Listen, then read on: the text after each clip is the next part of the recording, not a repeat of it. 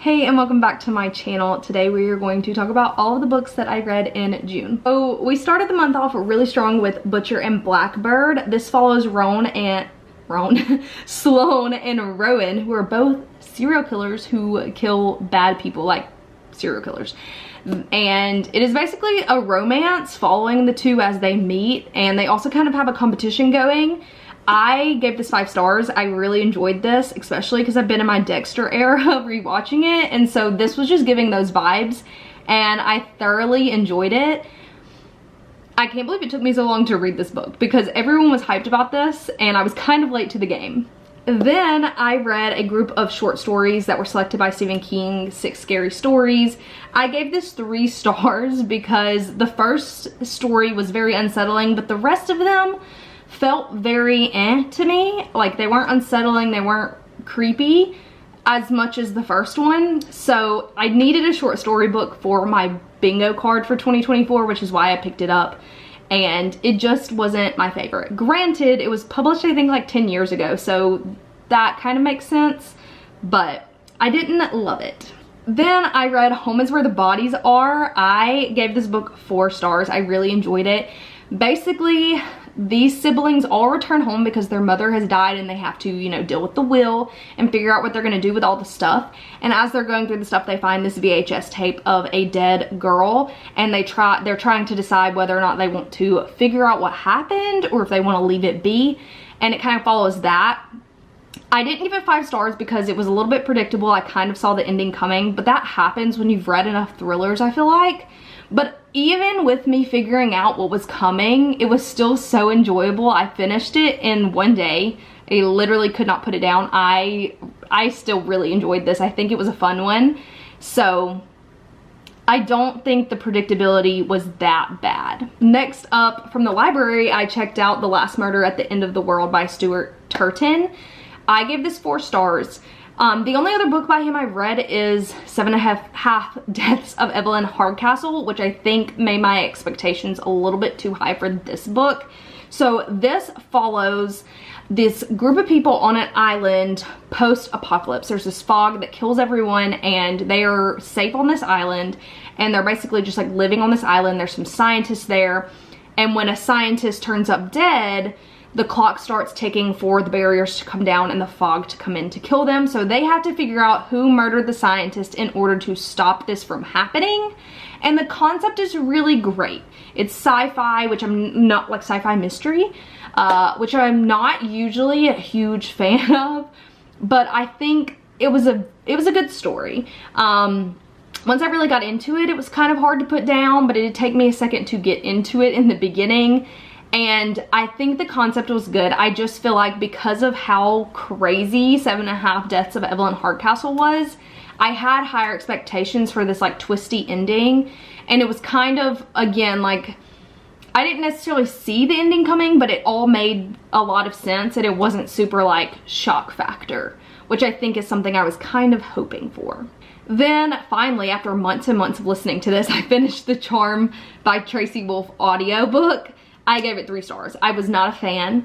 I don't like, so with the Crave series, it's following a girl who ends up at this school for magical people, and she's a human, and it's giving Twilight vibes, okay? Like, her boyfriend in the first book is a vampire. But I can't really say much else without spoiling the whole series, but in this series there is a time jump back in this book, and I did not like that. The end of the last book felt like the ending of the series, and so this jump back was to set up the events of the last book, which we will talk about in a second, but I was just not a fan of the time jump backwards. It was confusing, it took me out of it, and I just 3 stars. The other books are better. Next up, I read Leather and Lark. I actually got my hands on this the day before it came out because our library put it out a day early, and I started it, but then I had to go get a physical copy of it just because I wanted to read by the pool and not ruin the library copy. But this is the second book after Butcher and Blackbird, but it does have new characters. So the main character's best friend and her boyfriend's brother are the main characters in this book. He is a contract killer And she also murders people. And so it's another one of those. They're both kind of murderers, and it's their love story. It's a marriage of convenience kind of thing, like they're forced to get married, like a forced marriage. But I just didn't love that. I feel like their romance was harder for me to get behind than Sloane and Rowan's, which is why I only gave this book 4 stars, even though Butcher and Blackbird was 5 stars. The whole time I was just missing Sloane and Rowan, and they're in it, they're just not that much in it. They're like side characters, and I just wanted more of Sloane and Rowan's story, honestly. Next up, I just needed a really quick fun summer read, and I do have a reading vlog for Leather and Lark and this book because I've read them back to back, but that is This Summer Will Be Different by Carly Fortune. I will say, I think this is my favorite book by her so far. So essentially, our main character's best friend lives on this island like outside of Maine, and they like went on a trip, and she ends up in a situation with her best friend's brother, not knowing that it's her best friend's brother. And then every summer that she returns, there's kind of a love thing going on with her and the brother, but it never really results to anything. So this summer will be different. And so it's kind of their story, and it goes back and forth between all the summers previously and this summer right now. And I gave it 4 stars. It was my favorite Carly Fortune book. It wasn't 5 stars, but it was still pretty good. I read this in one day as well. Once I started it, I couldn't stop. And it really made me want to take a trip to Maine. I was like, I want to go to Maine and eat oysters and just like live life. That is how it felt. I always think that a Carly Fortune book is the perfect book for summer, and this was definitely a perfect summer read for me. Next up, I read a short story called Fox 8. So this is about a fox who loses his home, and he goes on a journey basically to try and help his fox pack or whatever survive after like their forest is destroyed to put them all in. It is written as this fox has learned human speak, but like human he spells Y-U-M-A-N, so everything is misspelled in a way that the fox would be speaking, so it is a little bit hard. It's super short. I read it in like 30 minutes. I gave it 3 stars because I thought the concept of the book was really cool, or the story, short story, and it did have a really good like life lesson at the end of it. It kind of made me sad. I like protect the animals at all costs kind of thing, but I ended up giving it 3 stars because it was just a short story. It wasn't like super crazy or anything, but I did enjoy it. It was a nice little interlude in between all of the like books I had been reading. Then from the library, I also picked up Not in Love by Ali Hazelwood, and I ended up only giving it 4 stars.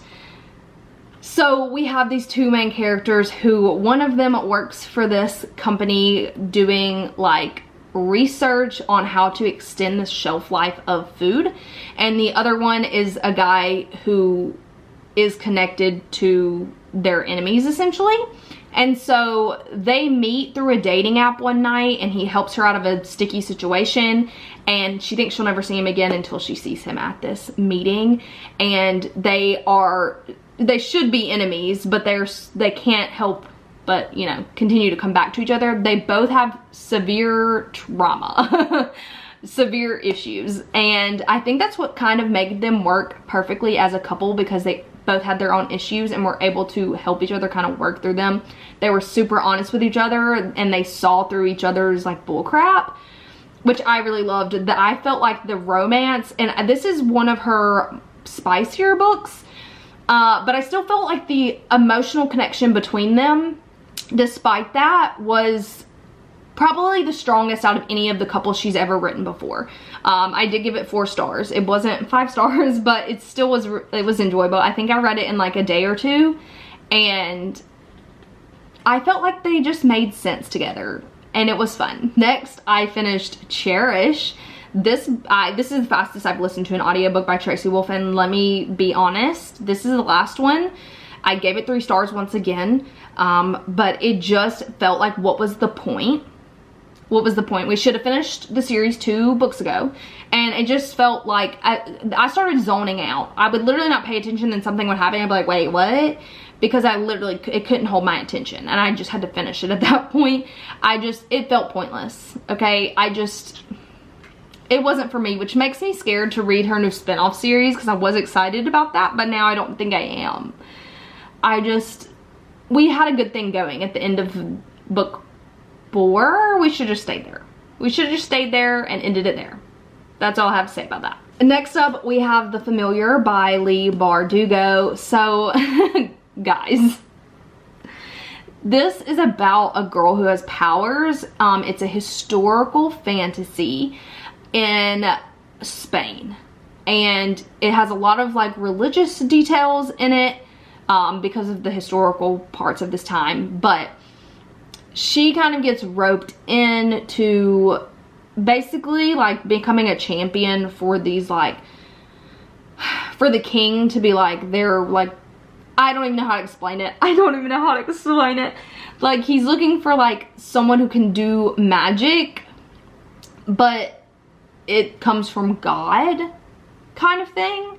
And it just turns into a whole series of events. There's romance in this, but it was not believable to me.